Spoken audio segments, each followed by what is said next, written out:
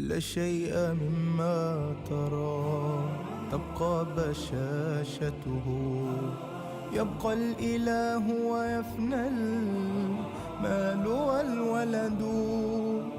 لم تغن عن هرمز يوما خزائنه، والخلد قد حاولت عاد فما خلدوا.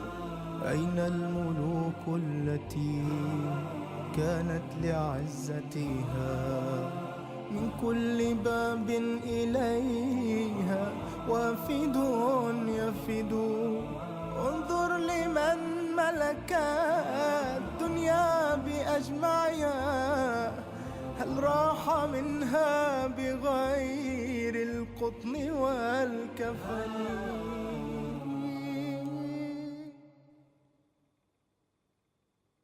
چون قیامت واقع شود که در واقع شدنش هیچ انکاری نیست، گروهی خار شوند و گروهی سربلند خواهند گردید.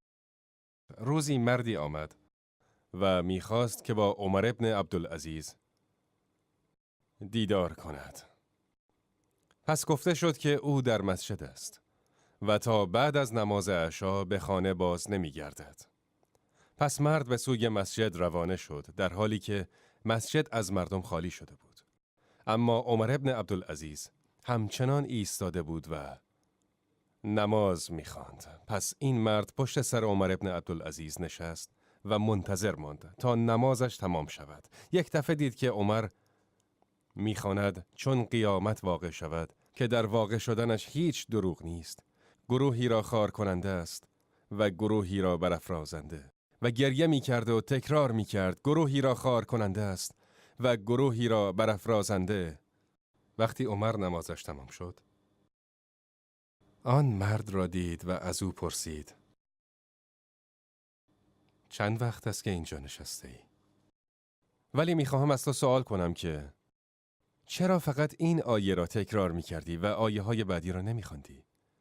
پس به او گفت: بشنو ای فلانی، هنگامی که در روز قیامت در صور دمیده شود و واقعه به وقوع پیوست و مردم آن را به خوبی دیدند و آن را درک کردند که در واقع شدنش هیچ دروغی نیست، همه مکذبین و کافران و هر آن که می گفت ما فقط از مادرانمان به دنیا می آییم و سپس زمین ما را در خود فرو می برد، همه تکذیب کنندگان به قیامت هنگامی که از قبور خود برمی خیزند و قیامت بر آنها برپا شده است، همه آنها ایمان می آورند که قیامت حق است.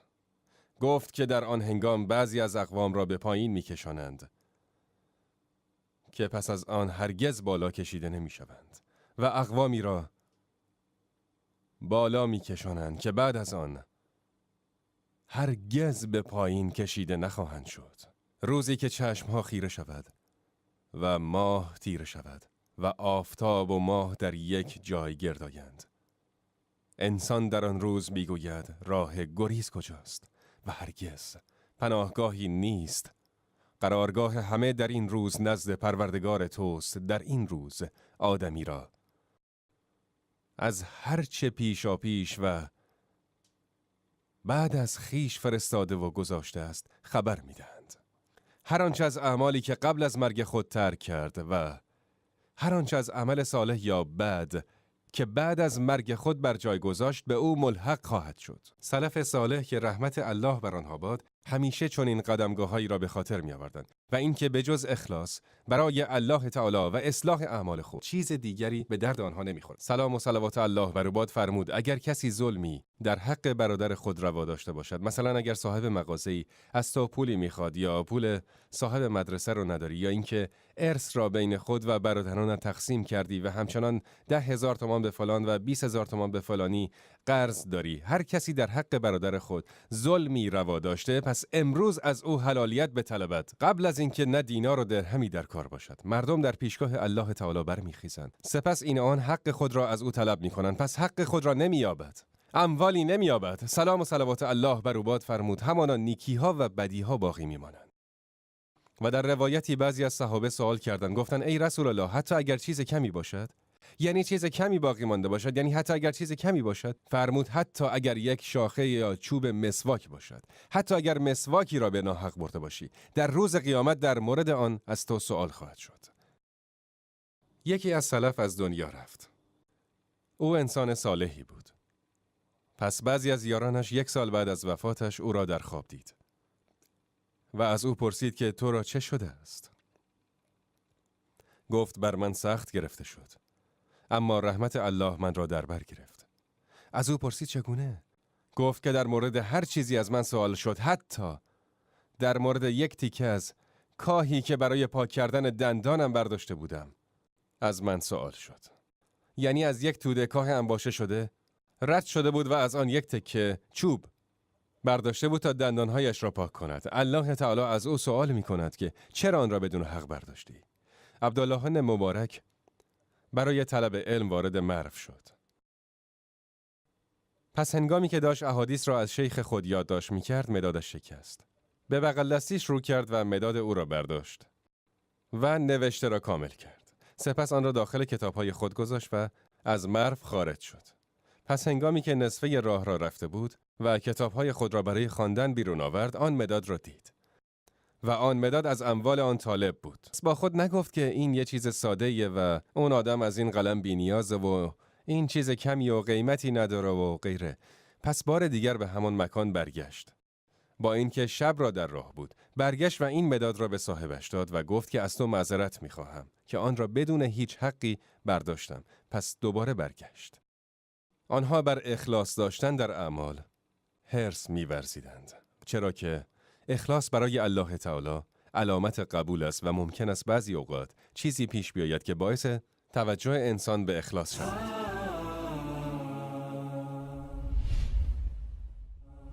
پیامبر صلی الله علیه و آله و سلم فرمود در امتهای قبل از ما پیرزنی بود که برای آوردن آب از چشمه مسافتی طولانی را طی کرده بود و کوزه خود را بر سرش گذاشته بود و به خانه برمیگشت تا کودکان تشنه‌اش را آب دهد. در راه تعدادی جوان او را می‌بینند و به او می‌خندند. یکی از آنها با کف دستش ضربه‌ای به بین شانه‌های پیرزن می‌زند و می‌افتد و کوزه‌اش می‌شکند. سپس به جوان روی می‌کند و می‌گوید ای غدار، خواهی دید. یعنی کسی که مردم را غافلگیر می‌کند. ای غدار، خواهی دید که حال من و تو در آن روزی که خداوند کرسیش را برای حکم بین بندگان می‌گذارد چگونه خواهد بود. در آن روزی که خداوند کرسیش را برای حکم بین بندگان می‌گذارد، خواهی دید که حال من و تو چگونه خواهد بود. سپس پیامبر صلی الله علیه و آله و سلم فرمود پاک نیست و پاک نخواهد شد امتی که در آن ضعیف نتواند حق خود را از قوی به راحتی بگیرد. هر کسی که به مردم ظلم کند، به الله قسم که در روز قیامت در پیشگاه الله می ایستد و از تو سؤال می شود. در روز قیامت که در مقابل خداوند ایستاده ای، از تو در مورد سنگریزه‌ای که به سوی مردم پرت کرده ای سؤال می کنند. در مورد اخلاصت برای الله سؤال می کند. از صداقت در اعمال تو سؤال می کند. ذکر می شود که پادشاهی بود که بسیار دوست داشت مدح شود و اگر کسی می خواست به او نزدیک شود و از او انعام خوبی بگیرد، یک قصیده حتی به دروغ در مدح او می ساخت و این گونه به او نزدیک می شد. پس این پادشاه فرمان داد که یک مسجد بنا کنند و دستور داد که در این مسجد از اموال کسی بجز او استفاده نشود و بر روی لوحی اسم خود را نوشت و بر جانب مسجد نهاد که همانا این مسجد فلانی فرزند فلانی است. در حالی که مسجد هنوز در شرف احداث بود و هنوز آماده نشده بود. ولی این از بابت این بود که او را بستاید و او را مدح کنند و از او تشکر کنند. سپس شبی در خواب دید که یک فرشته از آسمان آمد و اسم فلان زن را بر روی آن لوح نوشت. پس هنگامی که صبح بلند شد، آزرده خاطر شد و کسی را فرستاد تا آن لوح را نگاه کند. پس دید که اسم خودش بر آن است. پس گفت که این فقط یک خواب بود. پس شب دیگر نیز خوابید و دید که فرشته از آسمان می آید و همان اسم را دوباره می نویسد. فلان زن. پس تعجب کرد و کسی را فرستاد تا نگاه کند. پس نگاه کرد و گفت که اسم تو موجود است. پس شب سوم نیز همان خواب را دید. در آن هنگام دستور داد که در مورد این نام جستجو کنند. فلان زن دختر فلانی، اون چه کسی است؟ پس همه سرزمین را جستجو کردند تا اینکه آن زن را پیش او حاضر کردند. او یک زن فقیر بود. پس به او گفت قضیه تو و این مسجد چیست؟ مگر من دستور ندادم که در این مسجد هیچ درهمی به جز پول من نباشد؟ به او گفت که به الله قسم من هیچ درهمی را نمیابم تا غذای فرزندانم را بدهم. پس چگونه میتوانم که درهمی برای ساخت مسجد بدهم؟ پس به او گفت که چرا اسم من پاک می شود و اسم تو نوشته می شود؟ پس گفت به الله قسم که کاری نکردم به جز اینکه روزی از مسجد می گذشتم و با تعجب به ساخت آن نگاه می کردم. پس اسبی را دیدم که بر روی آن آجر نهاده بودند در حالی که آب از آن دور بود. یعنی مکان خاص آبخوری موجود بود ولی از آن اسب دور بود و آن تنابی که به آن بسته شده بود آن را از رسیدن به آب منع می کرد. پس می گوید آمدم و آن ظرف را با دستان خود حمل کردم و به آن اسب نزدیک کردم. پس آب خورد و این تنها کاری بود که من انجام دادم و به الله قسم هیچ کار دیگری نه. پس آن پادشاه به او گفت که تو این را برای الله انجام دادی. پس الله از تو قبول کرد و من این مسجد را برای غیر الله بنا کردم. پس الله آن را از من قبول نکرد. سپس دستور داد که اسم او پاک شود و اسم آن زن نوشته شود. اخلاص داشتن برای الله تعالی شرط قبول اعمال است. هنگامی که مردم در پیشگاه الله برخیزند و اعمال نمایان گردند، هر عملی که برای الله نباشد قبول نمی شود. سبحان الله. قیامت در روز جمعه برپا می شود. دمیدن در صور، دمیدن دوم، همانی که آسمان با آن شکافته می شود و کوهها روانه می شوند و دریاها شعله‌ور می شوند و ماه و خورشید خسوف می شوند و با هم جمع می شوند. این دمیدن دوم است که در روز جمعه به وقوع می پیوندند. پیامبر صلی الله علیه و آله و سلم می فرماید همانا از بهترین اعمالتان و از بهترین روزهایتان روز جمعه است که در آن آدم خلق شد و در آن از بهشت خارج شد و در آن به زمین نازل شد و فرمود در آن قیامت برپا می شود و در آن ساعاتی وجود دارد که هیچ بنده مسلمانی در آن الله را از فضل دنیا و آخرت سؤال نمی کند مگر اینکه الله تعالی به او خواهد داد. ولی کدام جمعه نمی دانیم.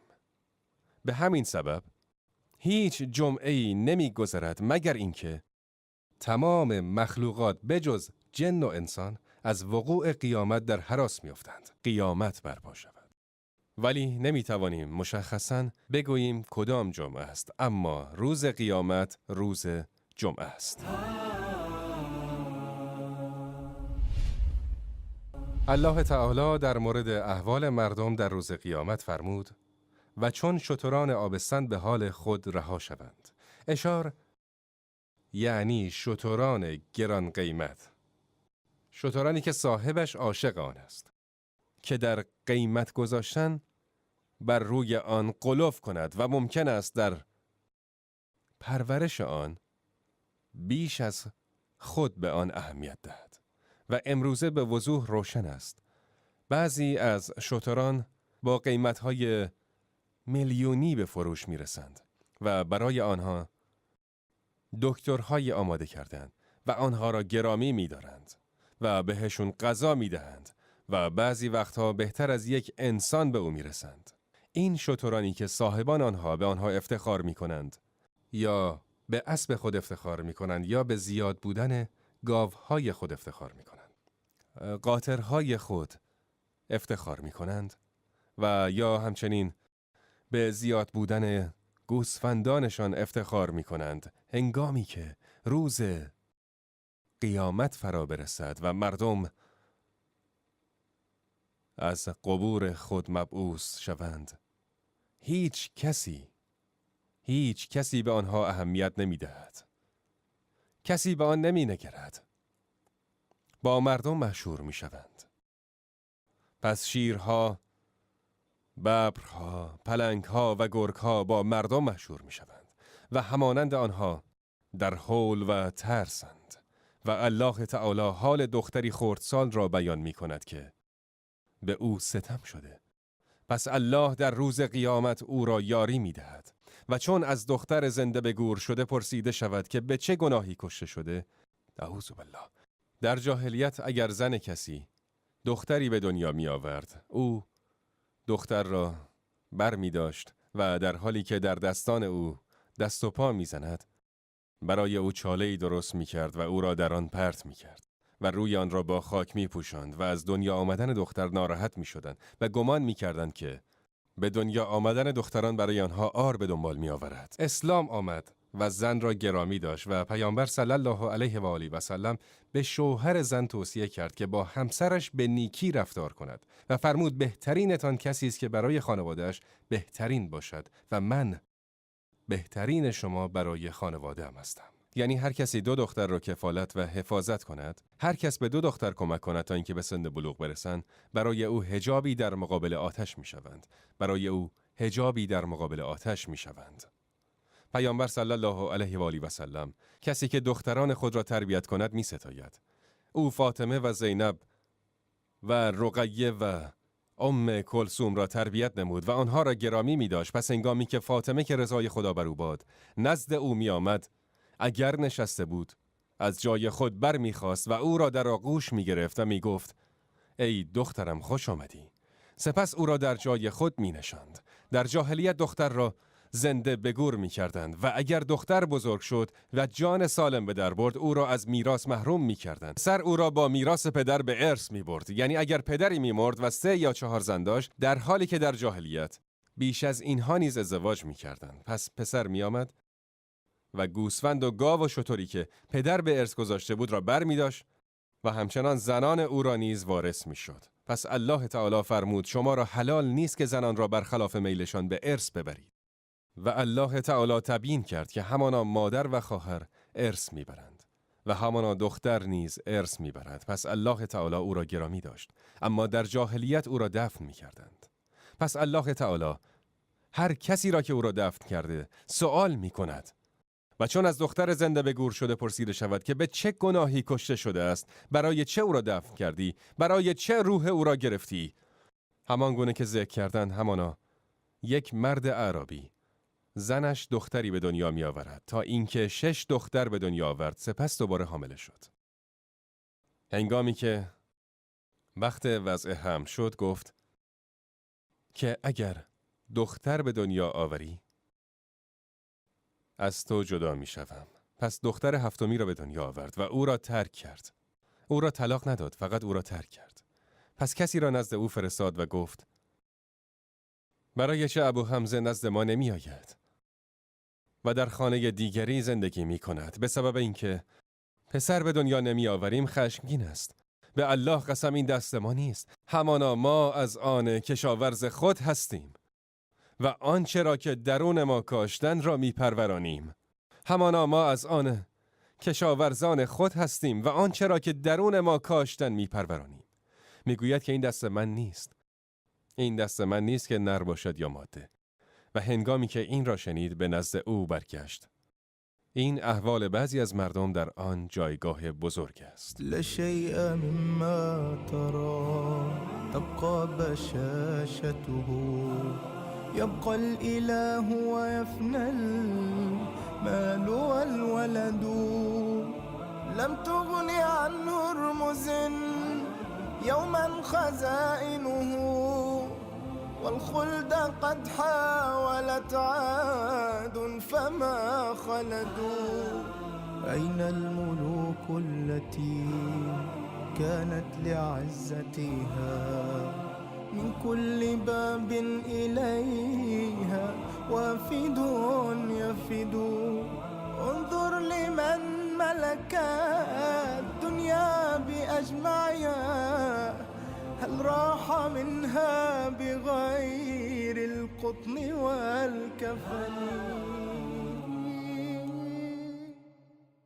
لا شيء مما ترى تبقى بشاشته يبقى الإله ويفنى المال والولد لم تغن عن هرمز يوما خزائنه